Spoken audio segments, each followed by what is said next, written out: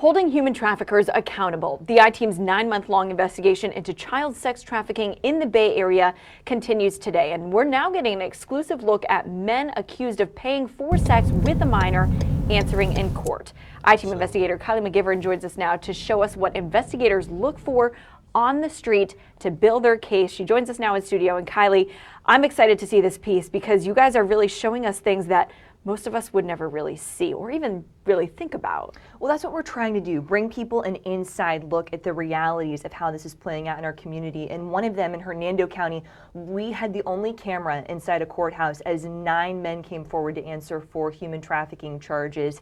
And then we also rode along with a retired investigator. He spent more than a decade in Tampa investigating these specific cases. So he showed us where they have recovered juveniles and where they have made those cases specifically, a lot of them on Bush Boulevard. And he also talked to us about the challenges of these types of cases.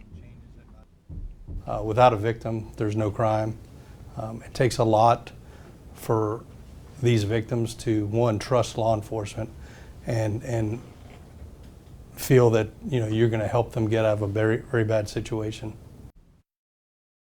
It must have taken him a long time to build up that skill set to gain the trust of these victims. It is, because for a lot of these women and juveniles, the only interaction that they've had with police may be a bad one. And so building that trust is huge because, as he said, without a victim, it's hard for them to prosecute any of these cases. So they're really playing the long game with this in terms of taking that time and changing the mindset of some of these victims to encourage them to come forward. So he said that has been the most gratifying part of his 30-year career, is when they can get those people to safety and see them turn their lives around. And what was it like to go on that ride along with him, just kind of experience all of that?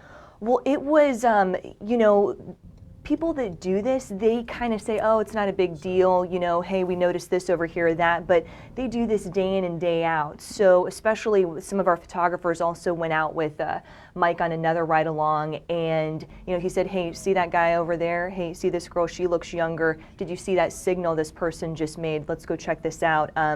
Things that you may not piece together, obviously, if you're you or I, and I don't have that type of training. So it was very eye-opening and valuable to see that there's people like Mike Victor in our community. Yeah, absolutely. And now let's transition to the courtroom part of the piece. So what was that like, being in that courtroom, watching that all go down? It was something else. So this is a case that some of our viewers may remember. This is from like last summer, I want to say, and this was in Hernando County, and there was a person in a guardian role that was selling a teenager, mid-teens, for sex. And this came in through a tip, and there was 9 different people that the state attorney's office ended up charging.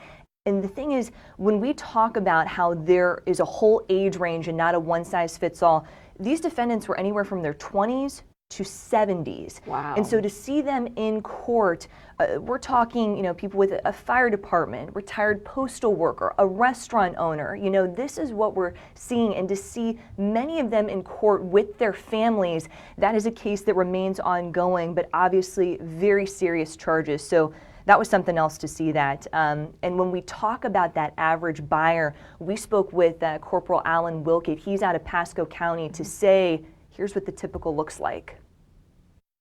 And I've oftentimes looked at that demographic of the average buyer and thought to myself, maybe that's why we're so far behind on really going after the buyer.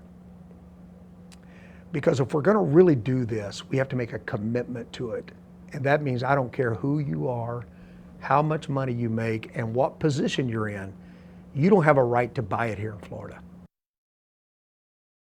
And even though there is that spectrum we talked about, he said the typical white male, mid to late 40s, makes at least $100,000 in a position of influence and power. So that is why he said maybe there's a reason why these people have not been held as accountable, and they want more to happen in that regard. So where do we go from here at this point? So that was another thing that he talked about, at least from his perspective, and this is one that was echoed by other law enforcement, of what they would like to see. I believe that the buyer is equally culpable to the trauma that the trafficker is. And so what I'd like to see is I'd like to see sentencing guidelines for buyers that were equal to that we're putting on a trafficker. You talk about stopping some of this demand, that's going to bring demand way down.